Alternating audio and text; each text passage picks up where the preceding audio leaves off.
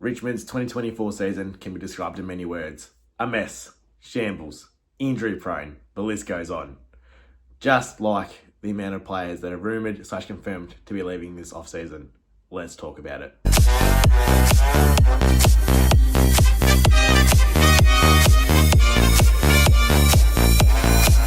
Hello everybody, welcome back to another video as always on the Marshy.01 YouTube channel. Now today we are going to be talking about my own Richmond Tigers in this video. We're going to be going through all the trades that are rumoured/to be confirmed going into the 2024 off-season and seeing what next year can look like with our list and stuff like that.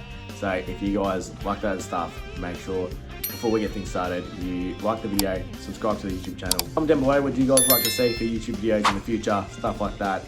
Anything will be appreciated.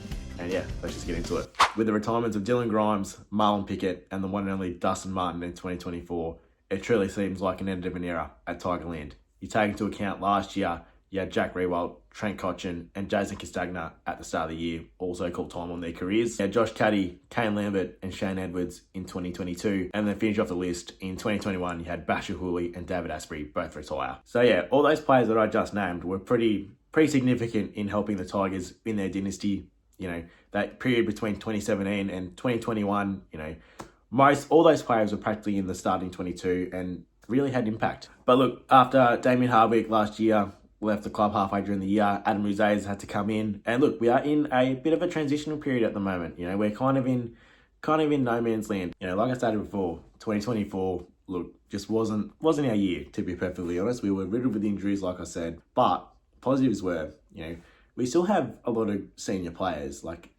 They're not the likes of your Dustin Martins or your Trent Cotchins or Jack Riewoldt, but we still have some pretty handy senior experience on our side. And you pair that with, people saying that we don't have kids. We've got some pretty good young kids, I reckon, coming through. So we're just going to go through some of the list. I'm going to go through the senior players first and just, talk about their years and stuff like that. Starting off, we have Nick Voston. He's 30 years old. At the start of the season, he played 22 games for us this year. Look, if Voston wasn't our number 2 best player, he definitely was in our top 5. He had one of his best years. Voston was probably one of our top 4 players this year. He was very consistent. Like I said, he played 22 games. Down back, he was pretty solid down there. He was in talks to almost all Australian at one point during the year. So just, it's a credit to him and how he carries himself on the field. He's a very handy player to have, and he's a great leader, I reckon, down back. Next up, we have number 3, Dion Prestia. He only managed 13 games for the year, But look, that's just been the story for him for the last few years. He's been very injury prone. He struggles to get on the park. He only played, like I said, the 13 games. But when he did play, he just makes that midfield look so much better. He likes to get in there, get the hard ball. He just likes to feed it out.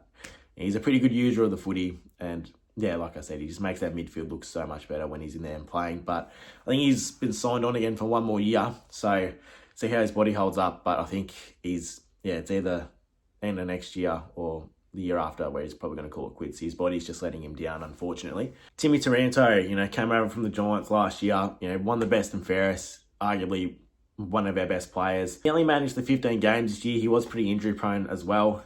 Just to rub salt into the wound. Just like Dion, Tim, he does his job week in, week out. He's not there to bloody kick goals. He's actually pretty good in front of the sticks, mind you. But yeah, he's more of the bloke who gets the ball and feeds it out, just like Dion. So we do have a lot of similar sort of midfielders, which I'm hoping in the draft that we pick up some sort of, which I'll get into later, that we pick up some sort of silky sort of midfielder, because we seem to have a lot of bulls. All right, next up, we have got Jaden Short. Surprisingly, he played 22 games, which I didn't really see him, to be perfectly honest. He had his moments, but yeah, he definitely wasn't himself this year. And I think that's just also just a dual act of how young our list is and the injuries. But yeah, he's with Jaden, is that booming kick. The meters gained, unreal. He's just had a down year. So hopefully next year he'll be able to have a better year. Tom Lynch, again, he was injured. He's 31 years old. He only managed 4 games this year. He did help us get over the line in that awesome win against Sydney. I still don't know how after this year we won against Sydney. Just a complete anomaly. This poor Tom, he just hasn't been able to get on the park. It sucks because when Lynch was at his best, a few years back, he was when he missed 5 games, he came 3rd or something in the Coleman. At the moment, we don't have too many key tools that are developed enough to take his spot. So hopefully in the draft again, we pick someone up just as a bit of a development, because, you know, key forwards, they do take a bit of time to come in. But yeah, it's definitely something that we're lacking, that's for sure. Now, Jacob Hopper, again, he had another injury-ridden year. You know, he came in last year under an injury cloud, injured himself. And then this year was pretty much the same. But, you know, I'm hoping next year he gets a bit more consistent footy into him, gets his body right, because when he plays, obviously, we do look a way better side, both with him and Taranto in there. He does definitely give our midfield a bit of a boost. You know, he's pretty good user of the footy. Toby Nankervis as skipper. And what more can you say? He had a great year again this year, leading by example. We played the 21 games, and he just gives his all every game. He's exactly what you want out of your captain. He play a good fair tackle, sometimes gets a bit carried away with it. You know, I think he was suspended maybe once or twice this year for it. But yeah, you know, you can't fold him. He wears his heart on his sleeve, Nank, and yeah, couldn't ask for a better skipper at the moment during our little transitional period. Next up, we have Camden McIntosh. Now, look, wasn't Camden's best year this year. He played 22 games, surprisingly, but I'm pretty sure majority, like a quarter of them was as a sub. But yeah, in saying that, look, you know, without injuries, you know, we had to play him. He's definitely past his best, but you know, with him and Marlon both on those wings, we didn't have too many wingers that we could just bring in. And next up on our senior experience, we have Nathan Broad. You know, very solid. He had a great year again, just like Nick down back. He played 22 games again. He's probably going to be up there in our BNF. Sign him for another year. The amount of leadership that he has down there in the back six, let alone just at the club, you know, he's an absolute legend of a bloke. Again, he was very solid down back. Just did what he had to do each and every week when he played. And yeah, if he wasn't down there, same with Nick, we probably would have lost by a lot more in most of those games. Now, into the juicy stuff, the potential trades that we have going into the off-season. As confirmed, Shea Bolton has requested a trade to Fremantle. Now, look, Shea, he probably had a pretty underrated season this year by most standards. You know, people didn't really rate him that much this year, but, you know, he kicked 34 goals in a bottom of the ladder side. He definitely had his games where, you know, he can tear a game apart, but then also he had games where he went missing. But you know, I think that's just what Shea is. You know, Shea's that player on top that, in a good side, you know, absolutely unreal. You know, you can whack him in the midfield, put him forward, he'll kick a couple of goals for you. But you put him in a bottom side, you know, he's still a really great player. But you know, it's the thing with those X Factor players; they can come and go. In his exit meeting, he officially came out and said that he wanted to move back to WA. But he is contracted until the end of 2028, signing the deal in 2022. So, you know, it wasn't that long ago that he signed that deal. It's disappointing to lose a player like Shea. You know, he was an All-Australian just a few years ago. And, you know, we all know at his best, like I said, he can tear a game apart. Now, Fremantle have at this stage, pick 9, 10 and 17. Now, I'm not sure if we will help pay his contract, because I think we're paying him a fair lot of money. And I don't think Fremantle have that much coin, because they're paying like Jackson and all those other players some pretty big money to stay at Fremantle. If I was the general manager of Richmond, I'd actually pick 9 or 10 or even both, because he's on such a long-term contract.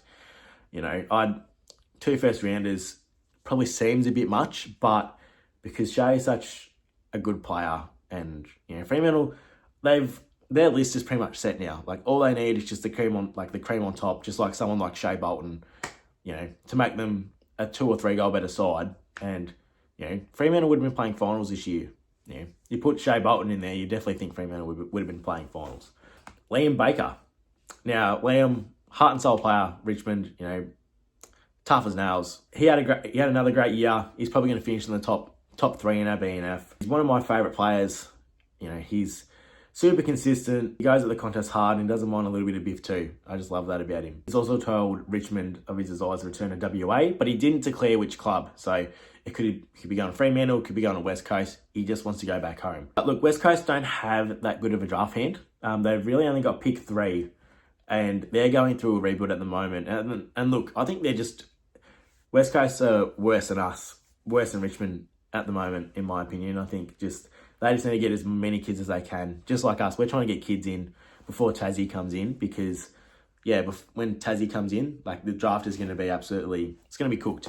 And so the teams that are going into rebuilds at that time, you know, they're going to be absolutely shafted because Tassie's going to get all these different picks.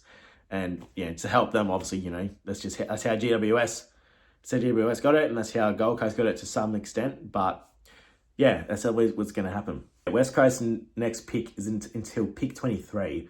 So if I was Richmond's general manager again, I'm playing my GM, I'd put him a Fremantle.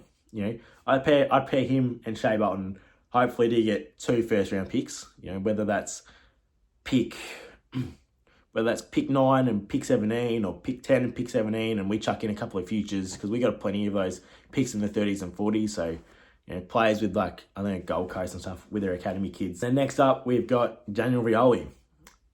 Daniel again, he had a great year. His run and dash after being put on halfback the last few years is just absolutely unreal to watch. When he takes the game on, it's absolutely unreal. And he also said in his exit interview that he wants to go up to the Gold Coast, be coached under former Richmond coach, 3-time premiership coach, Damien Hardwick. Now, Gold Coast have pick 6, 13 and 20 in the first round at the moment. Rioli is contracted till 2027, signing it again in 2022, just like Bolton. It's been rumoured or it's been stated that Gold Coast are willing to give up 2 first-round picks for Rioli. But again, I'm not sure don't know whether that's true or not, but take it with a pinch of salt. I'd probably take pick 13 or pick 20 if we can, or even try and get pick 6 because we need some really high-end kids. We've got a bunch of late draft picks, so if we can try and tie those in when trading with Rioli, I reckon we could get 2 first rounds for sure. Yeah, I'll try and get bang for my buck. Now, this one's only rumoured. We have put a contract up in front of this player, but it's Jack Graham. Now, it hasn't been confirmed whether Jack wants to leave or not, but he's been allegedly offered a 4-year deal by the West Coast Eagles out of all clubs, even though he's from South Australia. So I would have thought that a South Australian club like Adelaide would have picked him up. Richmond have offered him a contract, and I'm guessing it's just a matter of whether he wants to stay in Victoria or not, or go to Western Australia or something like that. Now, this year, he did only play the 14 games. It's just been the story of Graham again the last few years. He just hasn't been able to get full consistency just on the park. He just seems to get injured just a little bit. It's only a few years ago. He was playing some pretty good footy. He was seen as the future captain of the club. He was the captain, I think, of South Australia in his under-18s. He's got that captain vibe about him, I reckon. And, when he played in 2017, when he walked down the race with Trent, holding the cup, I'm like, that's an ex-captain for sure. But, yeah, I'm hoping he stays. But if we can get something out of him, yeah, I don't know. Adelaide, we might get a second-round compensation pick. If he does go to West Coast or some other club, so that will be between the 20 and 30 range. So it's an okay pick, but it's not the best one. But, if we get something out of him, I'll be happy.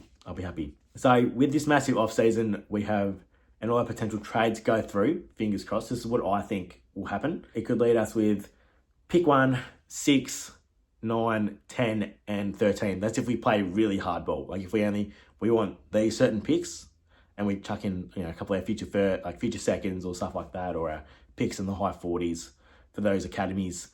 I'm hoping we get something like that, or a pick somewhere in between the 20 and 30 if we don't get 13. It leaves us with 5 top picks inside the top 15, which it's unreal. It's unheard of. That's something that expansion clubs only get, like GWS got. So, and Tasmania will get, obviously, in the next couple of years. Who do I think we want to draft? Now, we are in desperate needs of a key tool, a key forward. Samson Ryan hasn't developed too much. He's just really tall, and that's great, but he sometimes struggles to take a mark, and because he's so tall, he can't really take it below his knees. And in the ruck, he's not the best tap ruckman, even though he's okay, he's serviceable, but he's still very raw. So we need another one there just to help develop, go along with him kind of thing. And then with our midfield, like I said, we've got plenty of balls, but we don't really have that silky, the one that's there on the outside and can absolutely lace someone out. We need some sort of silky midfielder or someone that's got a bit of pace about them, because we are really a one-pace midfield with Prestia, Hopper and Taranto all in there. We get absolutely burnt by most sides, by most midfields. We get absolutely cooked. We can win it at the source, but once it spreads out of that pack, they just cut us to pieces. Yeah, if we can get something like that in our draft this year, I'll be happy, you know. Be happy to sit and watch the Tigers next year and the years to come. We've got some great kids coming through, like I said. We've got Bauer, McAuliffe, Bolter's still really young. Hugo Ralphsmith on that wing. Up forward, we got Ryan Mansell, Cumberland. You know, if he can get his yips in front of goal right, and he's an okay forward. He's serviceable. Then up back, you know, we've got Gibcus, Young. We just have to wait and see what the next few years hold for Richmond. You know, whether we go up like Hawthorn or we're like North Melbourne and we just stay right there. But yeah, I guess we'll have to wait and see. That's going to do the video for today, guys. Hope you guys enjoyed the video.